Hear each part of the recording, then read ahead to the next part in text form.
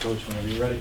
Coach, you guys are rallying in the second half. It just seems like shots just so close to falling and they don't. Like I remember Darius had a shot that looked like it was going in. I think it would have cut it to 4. The place was going to explode at that point. It just seemed like so many missed opportunities tonight. No, absolutely. Like I said, Houston's a terrific team. Kelvin does a great job with his group. They just play really well together.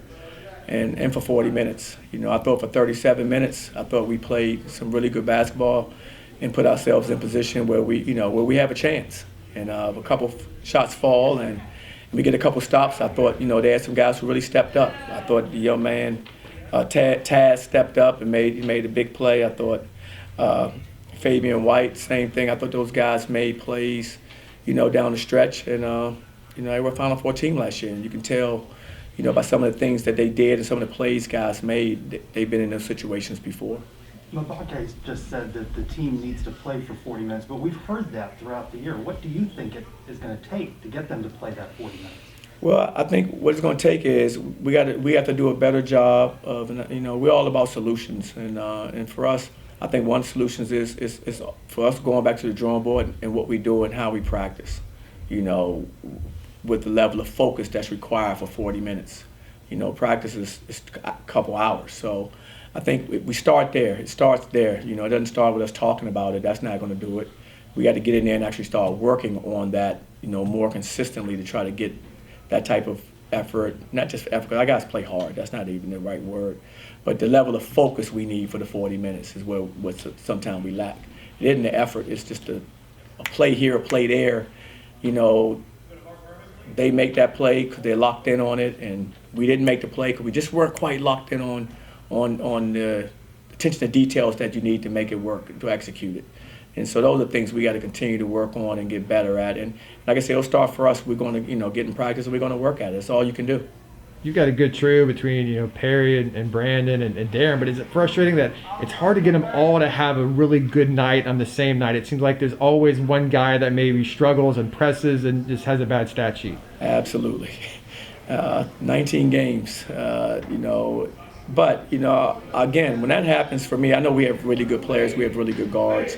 When that happens, I look at the other team, and the other team has something to do with that. No one's out there allowing you to do things. Everyone has a game plan, and in the game plan, I'm sure they've taken certain people out or as best they can. And so you may not have all guys hitting on cylinders, every night and or most nights, because their game plan is to take some people away from that. And so you give the other team their credit, just like we tried to take some things away from some of their players, and we were able to take some things away from some of their players. They were able to do some of the same things to ours as well.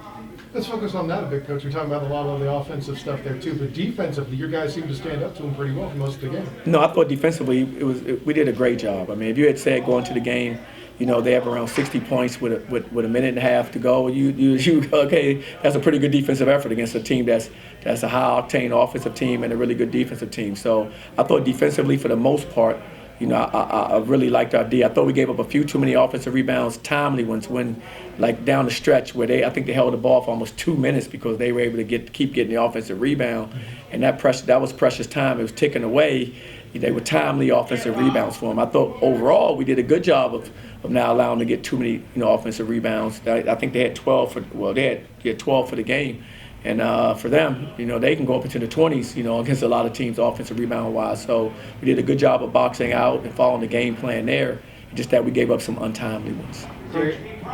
Darius Johnson had 0 points tonight. What can you take away as a freshman? Or what can he learn from this game as a young guy moving forward, I guess? Well, I think the biggest lesson he's going to learn is being in this environment. Because we had a great environment here, great crowd, great environment. And for him to be in that type of environment, he's a freshman. And for him to kind of grow and learn from that experience is going to be, I think, real beneficial for him. He faced a top 10 team, and they're a top 10 team in the nation. They're that good. We faced a lot of good teams, as you know, this year, and I don't think we faced anyone better than them. And so I think that him having faced them and play a game like that is just going to help him as he continues to move forward. Coach, it seems like the talent and the effort that you have with your team here isn't truly reflective of the record that you have. So is there a past experience that you have in your coaching career, your playing career, where the team wasn't producing those results that they were capable of? And how do you get past that, tough time in the middle of the season? One, I think we got to stay, upbeat, understand we have a lot to play for. It starts there, and probably my sophomore year at Duke probably was the closest year I've had to this one that I can remember, where we're kind of the same situation. We had talent, we got off to a really good start in the season, then we hit conference play, and conference play is tough. Everyone knows everyone, and we have a good league.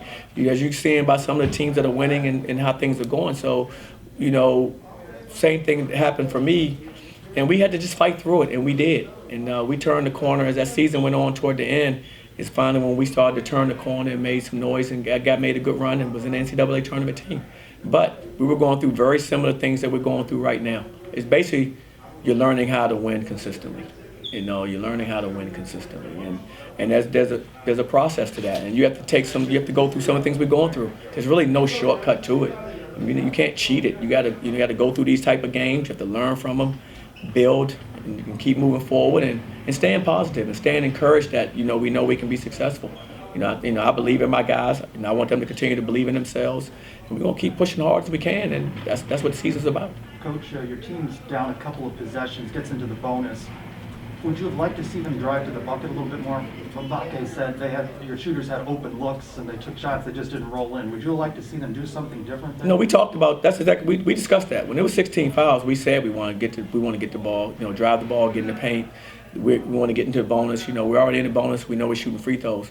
But again, you give the other team credit. They walled up pretty good defensively. They shrunk some gaps so we couldn't see the lanes we wanted, and so then we settled for the outside shot because it may have been available. But they knew that the first option for us was to attack the paint when they had 16 fouls. We wanted to get them into foul trouble and try to drive the basketball and get to the line as much as we could. But we weren't able to do it. Like Mbake said, some guys had open looks. You can't tell Darren, who has an open look, drive the basketball. He's a shooter. Brandon, pretty much is a shooter too. So those guys sometimes, will lean toward that as opposed to settle for that, as opposed to maybe putting their head down. Guys like Darius Perry, Darius Johnson, they're going to get to the basket. Isaiah's going to get to the basket. CJ can rip sometime, get to the basket as well. And so if it ends up in the shooter's hands, the result may be they're going to feel good about it because they're confident in their jumpers.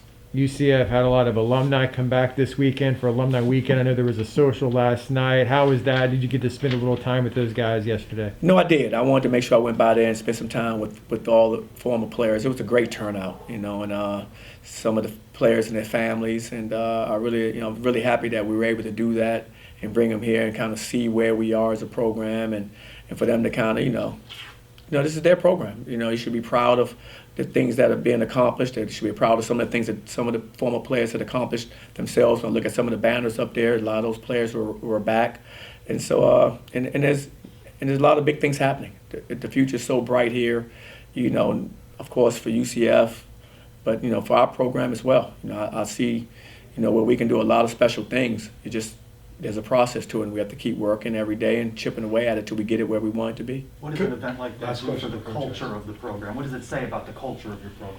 I think it says we have a strong culture. When you see that many former players come back, and I didn't coach a lot of those players that came back, and that's what I really appreciate. And I tried to explain that to some of the former players, that this is your program. I said coaches are stewards of a program.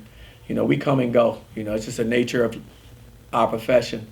But just because a person didn't coach you doesn't mean this program isn't yours and that you shouldn't take ownership of it, because all of those players bled and sweat on this court, practicing games.